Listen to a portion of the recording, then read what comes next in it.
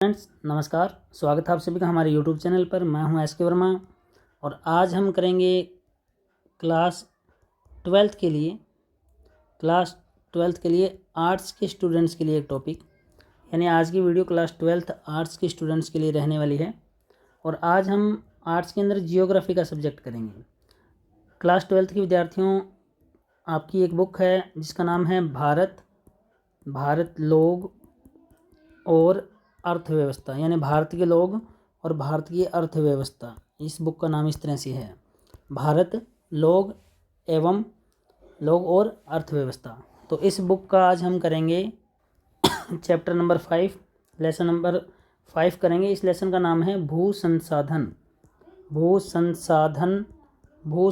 तथा कृषि। इस चैप्टर को हम करने वाले हैं और इस चैप्टर को हम करेंगे। हमारी जो सीरीज है 10 कदम यानी 10 मोस्ट इम्पोर्टेंट प्रश्नों को हम शामिल करेंगे आज की इस वीडियो के अंदर। देखिए, तो 10 कदम के अंतर्गत आज हम इस वीडियो के अंदर हम 10 प्रश्न करने वाले हैं। पहला प्रश्न देखिए, पहला प्रश्न है भू उपयोग से संबंधित अभिलेख कौन रखता है? भू उपयोग से संबंधित अभिलेख कौन सा विभाग रखता है? तो बिल्कुल सिंपल सही है, नाम से स्पष्ट है, भू राजस्व विभाग। भू उपयोग से विभाग, ये थोड़ा सा गलत लिख दिया, विभाग,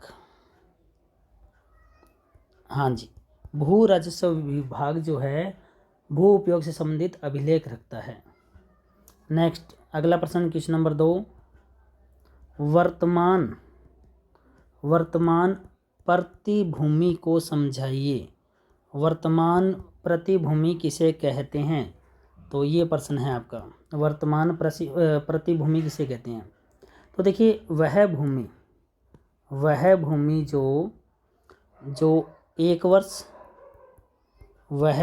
जो एक कृषि वर्ष या एक कृषि वर्ष बोलिए इसको, एक कृषि वर्ष।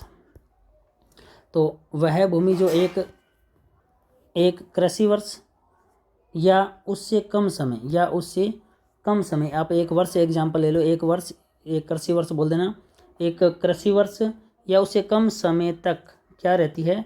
कृषि रहित रहती है, उसमें खेती नहीं की जाती, कृषि रहित रहती है, उसे वर्तमान प्रतिभूमि कहते हैं, वर्तमान प्रतिभूमि कहलाती है। तो प्रश्न था, वर्तमान प्रतिभूमि किसे कहते हैं? ऐसी भूमि जो एक कृषि वर्ष या इससे कम समय के लिए, या तो एक हो या एक से कम समय के लिए क्या रहती है? खाली रहती है, मतलब खेती नहीं की जाती, जिस पर कृषि रहित रहती है, तो उसे वर्तमान प्रतिभूमि कहते हैं। नेक्स्ट, क्वेश्चन नंबर 3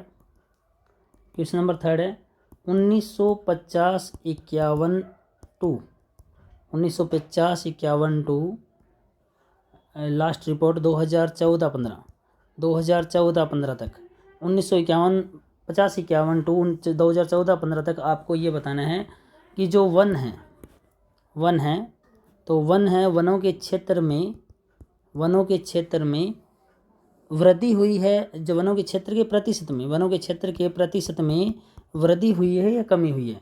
1950-51 से लेकर 2014-15 के आंकड़ों के अनुसार भारत के अंदर वनों के प्रतिशत के मामले में वृद्धि हुई है या कमी हुई है?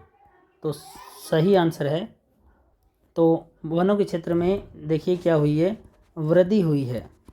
और अगर पूछ लिए जाए ये वृद्धि कितनी हुई है, तो 1950-51 में ये लगभग 17% वन हुआ करते थे, और ये आंकड़े हमने बताने हैं 2014-15 तक।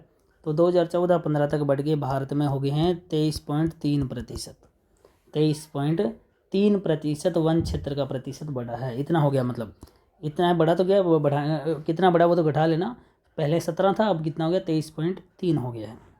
चलिए, क्वेश्चन नंबर 3 हो गया। क्वेश्चन नंबर 4 देखिए, क्वेश्चन नंबर 4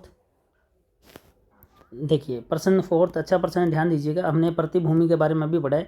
वर्तमान प्रतिभूमि, एक पुरातन प्रतिभूमि जो लगातार चल रही आ रही है वो नहीं, वर्तमान प्रतिभूमि में वृद्धि जो हो रही है उसके दो कारण हैं, यानी वर्तमान प्रतिभूमि के क्षेत्र में समय अनुसार काफ़ी उतार चढ़ाव होता रहता है।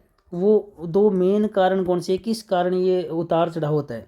वर्तमान में प्रतिभूमि में क्या हो रही है, वृद्धि हो रही है, या फिर क्या हो, वर्तमान में उतार चढ़ाव कभी ज़्यादा हो जाता है कभी कम हो जाता है, मान लो ये मान के चलो। तो प्रश्न है ऐसे दो कारण बताइए कि वर्तमान प्रतिभूमि में वृद्धि क्यों हो रही है, या उतार चढ़ाव के दो रीजन बताइए।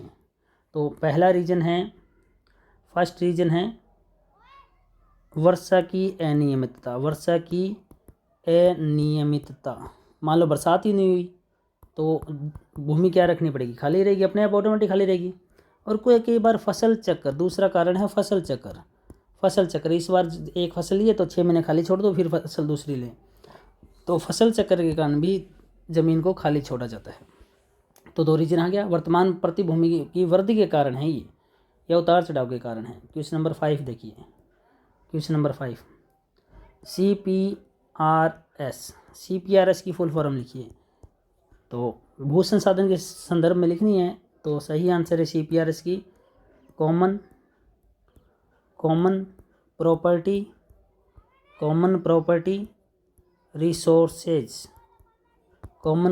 रिसोर्सेज। हिंदी में है साझा संपत्ति संसाधन, कॉमन प्रॉपर्टी रिसोर्सेज या साझा संपत्ति संसाधन।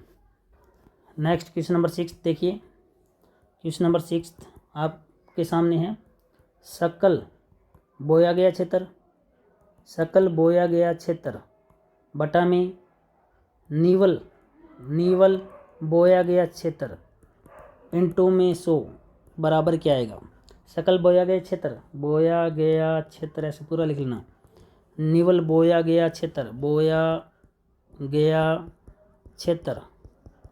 तो एक बार मिटा रहा हूँ, आपको मैंने बोल के बता दिया। बोया गया क्षेत्र इंटू में 100 बराबर क्या आएगा, इसका आंसर आएगा, बराबर में आएगा कृषि गहनता। ये कृषि गहनता का सूत्र है। नेक्स्ट क्वेश्चन नंबर 7, ज्वार किस प्रकार की फसल है, रबी खरीफ जायद, तीनों में से किस प्रकार की फसल है ज्वार किस प्रकार की फसल है? तो ज्वार एक खरीफ की फसल है। नेक्स्ट क्वेश्चन नंबर 8, भारत में कुल बोए गए क्षेत्र में कितने प्रतिशत पर अनाज बोया जाता है? भारत के पास मान लो 100% क्षेत्र अगर बोया जा रहा है तो कितने परसेंट पर अनाज बोया जा रहा है? भारत में कुल बोए गए क्षेत्र के लगभग कितने प्रतिशत पर अनाज बोया जाता है? तो सही आंसर है 54% पर। कितने प्रतिशत पर? 54% पर अनाज बोया जाता है। नेक्स्ट क्वेश्चन नंबर 9,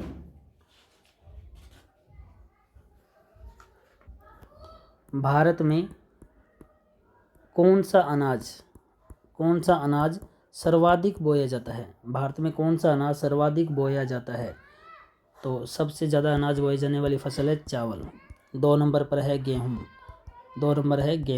तो सर्वाधिक कौन है? चावल। नेक्स्ट क्वेश्चन नंबर 10, कौन से दो राज्य हैं जो मिलकर 90% सोयाबीन पैदा करते हैं? कौन से ऐसे दो राज्य हैं जो मिलकर 90% सोयाबीन पैदा करते हैं? तो 90% सोयाबीन पैदा करने वाले राज्य हैं मध्य प्रदेश प्लस महाराष्ट्र। तो ऐसे कौन से दो राज्य हैं जो मिलकर 90% सोयाबीन पैदा करते हैं? तो मध्य प्रदेश और महाराष्ट्र। तो डियर स्टूडेंट, ये थी क्लास 12th के लिए आर्ट्स के स्टूडेंट्स के लिए आज की वीडियो, जो कि आर्ट्स के जियोग्राफी सब्जेक्ट की थी, भूगोल विषय की थी, और आपकी जो बुक है भारत के लोग और भारत की अर्थव्यवस्था। और आज हमने इसका लेसन नंबर 5 किया और 10 कदम अंतर्गत हमने 10 मोस्ट इम्पॉर्टेंट प्रश्न पढ़े। 5वां लेसन का नाम है भू संसाधन एवं कृषि। वीडियो कैसी लगी कमेंट करके ज़रूर बताएं। वीडियो अच्छी लगी हो तो आपके 12th के जो विद्यार्थी हैं और बाकी उनको शेयर कीजिए, आपके व्हाट्सएप ग्रुप में शेयर कीजिए। और साथ ही अभी तक यूट्यूब चैनल सब्सक्राइब नहीं किया तो जल्दी से सब्सक्राइब कर लीजिए, बेल आइकन दबा लीजिए ताकि आपको लेटेस्ट वीडियो का नोटिफिकेशन मिलता रहे। तो आज की इस वीडियो में इतना ही। नेक्स्ट एक अन्य वीडियो में फिर मुलाकात होगी, तब तक के लिए बाय, टेक केयर।